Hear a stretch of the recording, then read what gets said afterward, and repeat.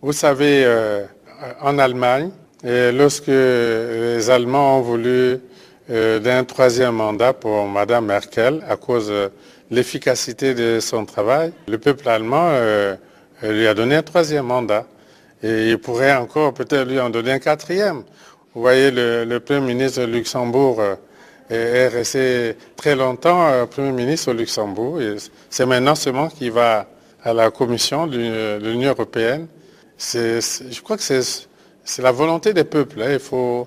Il faut toujours l'interpréter comme ça et non pas le voir à travers quelques volontés de puissance. Afrique Matin, bon réveil à tous, bonne journée. Il est 6h30 à Bangui et à Brazzaville, 7h30 à Paris. Anthony Latier. Et Anne Kantner pour le journal. Bonjour Anne. Bonjour Anthony, bonjour à tous.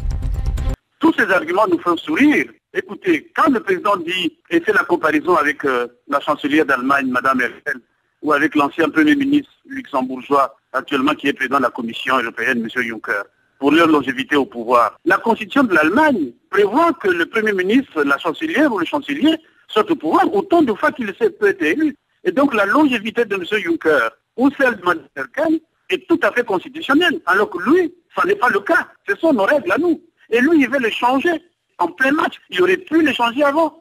Ou alors il faut attendre après lui. Au Congo-Brazzaville, les opposants dénoncent les dernières déclarations du président. Sur notre antenne, Denis Sassou Nguesso laisse entendre qu'il pourrait faire modifier la Constitution pour pouvoir briguer un troisième mandat en 2016. Vous l'avez peut-être entendu hier sur RFI, le président du Congo-Brazzaville n'exclut pas de briguer un nouveau mandat en 2016. En principe, la Constitution l'en empêche. Denis Sassou Nguesso, arrivé au pouvoir après un coup d'État il y a 17 ans, a été élu déjà 2 fois, en 2002 et en 2009. Mais il envisage de modifier la loi fondamentale qu'il juge dépassée pour répondre, dit-il, à la volonté du peuple. Des arguments dénoncés par les opposants de l'UPADES. Le secrétaire général du mouvement, Pascal Tsati Mabiala, estime que personne ne réclame de réforme de la Constitution. Le Congo n'est pas malade de sa constitution, contrairement à ce que nous entendons, mais de son président. Le peuple congolais ne lui a jamais demandé de modifier la constitution avant l'annonce de son ministre ici à Djibouti, lui demandant, à lui, monsieur le président de la République, de modifier la constitution pour qu'il se maintienne au-delà de 2016, qui a été comme le détonateur de toute la suite. Et donc on ne peut pas attribuer ce qu'il présente aujourd'hui comme une revendication populaire, on ne peut pas l'attribuer à ce peuple. Nous sommes dans ce peuple. Tous ces arguments nous font sourire. Écoutez, quand le président dit et fait la comparaison avec la chancelière d'Allemagne, Mme Merkel, ou avec l'ancien Premier ministre luxembourgeois, actuellement qui est président de la Commission européenne, M. Juncker, pour leur longévité au pouvoir, la constitution de l'Allemagne prévoit que le Premier ministre, la chancelière ou le chancelier soit au pouvoir autant de fois qu'il peut être élu. Et donc la longévité de M. Juncker ou celle de Mme Merkel est tout à fait constitutionnelle, alors que lui, ça n'est pas le cas. Ce sont nos règles à nous. Et lui, il veut les changer en plein match. Il aurait pu les changer avant. Ou alors il faut attendre qu'après lui, ces règles soient changées. Le secrétaire général du parti d'opposition UPADES au Congo. Vous savez, en Allemagne, lorsque les Allemands ont voulu d'un troisième mandat pour Mme Merkel à cause de l'efficacité de son travail, le peuple allemand lui a donné un troisième mandat. Et il pourrait encore peut-être lui en donner un quatrième. Vous voyez, le Premier ministre de Luxembourg est resté très longtemps Premier ministre au Luxembourg. Et c'est maintenant seulement qu'il va à la Commission de l'Union européenne. Je crois que c'est la volonté des peuples. Hein. Il faut toujours l'interpréter comme ça et non pas le voir à travers quelques volontés de puissance. Vous l'avez peut-être entendu hier sur RFI, le président du Congo-Brazzaville n'exclut pas de briguer un nouveau mandat en 2016. En principe, la Constitution l'en empêche.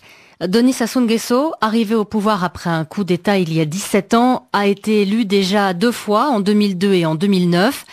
Mais il envisage de modifier la loi fondamentale qu'il juge dépassée pour répondre, dit-il, à la volonté du peuple.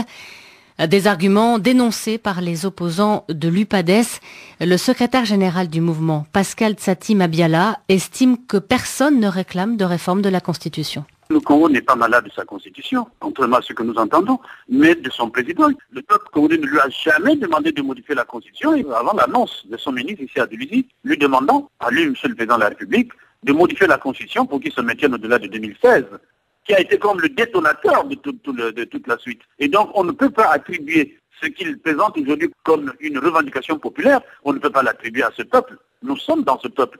Tous ces arguments nous font sourire. Écoutez, quand le président dit, et fait la comparaison avec la chancelière d'Allemagne, Mme Merkel, ou avec l'ancien Premier ministre luxembourgeois, actuellement qui est président de la Commission européenne, M. Juncker, pour leur longévité au pouvoir. La Constitution de l'Allemagne prévoit que le Premier ministre, la chancelière ou le chancelier soit au pouvoir autant de fois qu'il peut être élu. Et donc la longévité de M. Juncker ou celle de Mme Merkel est tout à fait constitutionnelle, alors que lui, ça n'est pas le cas. Ce sont nos règles à nous.